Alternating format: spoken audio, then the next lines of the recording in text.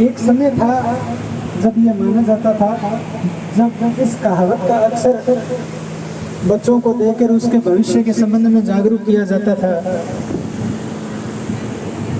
कि पढ़ोगे लिखोगे तो बनोगे नवाब, खेलोगे कूदोगे तो होगे खराब। ये अक्सर कहावत ये सुनने को मिलती थी, परंतु ये कहने में कोई गुरेज नहीं है कि अब ये समय पूरी तरह से बदल चुका है।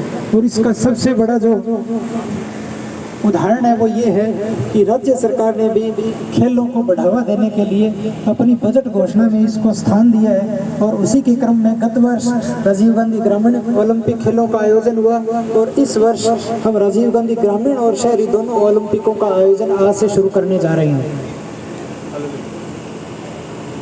अगर केवल खेलना मनोरंजन के लिए होता तो अलग बात होती। आज खेलों में खिलाड़ियों के लिए जो करियर है, जो उनके भविष्य की संभावना है, वो अपने आप में अपार है।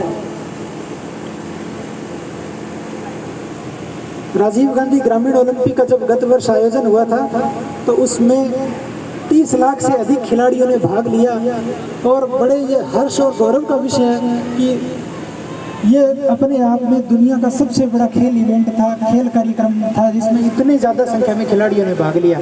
और इसी प्रकार से आज से जब ये शुरू हो रहे हैं तो शहर में भी चूंकि प्रतियोगिताएं आरंभ हो गई है तो खेलने वाले खिलाड़ियों की संख्या और ज़्यादा बढ़ जाएगी। और मुझे लगता है कि राजस्थान अपने पिछले रिकॉर्ड को तोड़ते हुए एक नया विश्व रिकॉर्ड कायम करेगा। मैं बात कर रहा था खेल के संबंध में कि खेल हम सभी को पता है कि स्वास्थ्य के लिए अच्छा है, इससे मानसिक और शारीरिक रूप से आदमी फिट रहता है। इसमें खेलने की भावना के साथ साथ प्रतियोगिता की भावना आती है। आज जो हम सबसे बड़ा इशू देखते हैं कि अक्सर बच्चे असफलता को बर्दाश्त नहीं कर पाते, परंतु जो खिलाड़ी खेल खेलता है और खेल में हारता भी है, क्योंकि खेल में तो हार और जीत एक ही सिक्के के दो पहलू हैं। जब खेल में आदमी हारता है तो कहीं ना कहीं वो असफलता को बर्दाश्त करना सीखता है और वो जो असफलता को सहन करने की जो आदत है वो उसके जीवन में आने वाली बड़ी से बड़ी कठिनाइयों से जूझने में, उससे लड़ने में उसको हमेशा सहायता देती है। वो कभी डिप्रेशन में नहीं आ सकता, वो कभी तनाव में नहीं आ सकता, वो कभी हार नहीं मान सकता। तो अपने आप में खेल न केवल शारीरिक रूप से फिट रखने का बल्कि जीवन में आने वाली कठिनाइयों से लड़ने का मार्ग भी प्रशस्त करता है। तो मैं इसमें आपको जो कह रहा था कि खेल केवल मनोरंजन के लिए होता तो अलग बात होती, परंतु आज खेल करियर को आगे बढ़ाने में इसमें जितने अवसर है उतने अवसर मुझे लगता है कि पढ़ाई में ही नहीं होंगे। और राजस्थान की जो खेल नीति है वो कहती है कि जब खिलाड़ी किसी अंतर्राष्ट्रीय प्रतिस्पर्धा में पदक जीतते हैं, चाहे वो ओलंपिक हो, राष्ट्रमंडल खेल हो, एशियाई खेल हो, तो उनको 1 करोड़ से ज़्यादा की धनराशि इनाम के रूप में मिलती है। उनकी राजकीय सेवाओं में उनको नियोजित किया जाता है। राजस्थान सरकार भी जीतने वाले खिलाड़ियों को DYSP रैंक पे लगाती है। जीतने वाले खिलाड़ियों को 25 बीघा तक भूमि का आवंटन किया जाता है। जयपुर शहर में रहने के लिए फ्लैट दिया जाता है। तो और अनगिनत कितनी ऐसी सुविधाएं हैं जो खिलाड़ियों को मिलती है।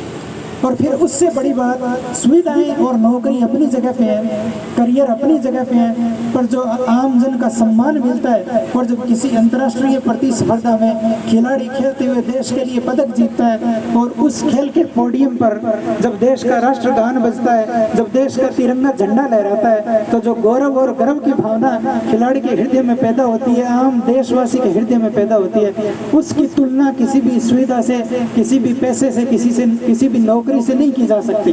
तो मेरा ये कहना है कि खिलाड़ी के लिए सबसे बड़ा अवसर है, किसी नौकरी करने वाले व्यक्ति को मिले ना मिले, खिलाड़ी के लिए ये बड़ा अवसर है कि वो अंतर्राष्ट्रीय स्तर पे अपने देश का, अपनी माटी का प्रतिनिधित्व करते हुए देश के राष्ट्रगान को अंतर्राष्ट्रीय पटल पे गाए जाने का और देश के राष्ट्र ध्वज को विदेशी धरती पे लहराने का स्वप्न को साकार करने का अवसर देता है, तो वो खेल देता है। इसलिए मैं आप सभी से ये कहूँगा जो इस प्रतियोगिता में भाग लेने वाले खिलाड़ी हैं कि पूरी तन्मयता से, पूरे मनोयोग के साथ आप खेलें, जीतने के लिए खेलें, और अगर हार जाएं तो अगली बार फिर प्रयास करते हुए जीतने के लिए खेलें।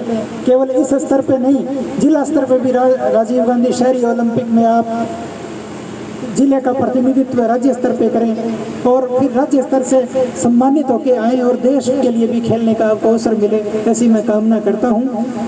और पुनः न केवल आप खेल को शौक के लिए, मनोरंजन के लिए खेलेंगे कि बल्कि करियर के लिए भी खेलने के लिए कमर कसेगी और देश के लिए विभिन्न अंतर्राष्ट्रीय प्रतियोगिताओं में मेडल जीतने के लिए निरंतर कार्य करेंगे। ऐसी समस्त जो यहाँ खिलाड़ी विराजमान है उनसे मेरी अपेक्षा है। पूरी टीम जिन्होंने इस आयोजन को सफल बनाने के लिए दिन रात मेहनत की है, उसमें नगर पालिका का भी महत्वपूर्ण रोल है, हमारे शिक्षक साथी गण का है, हमारी पूर्ण प्रबंधन का है, निर्णायक गण का है, रेफरीज का है, सभी जो आगे निरंतर 5 दिन तक इस तपती दोपहरी में उमस भरे माहौल में काम करेंगे, उनको भी मेरा बहुत बहुत साधुवाद। पूरी टीम को शुभकामनाएं, खिलाड़ियों को शुभकामनाएं। धन्यवाद। जय हिंद।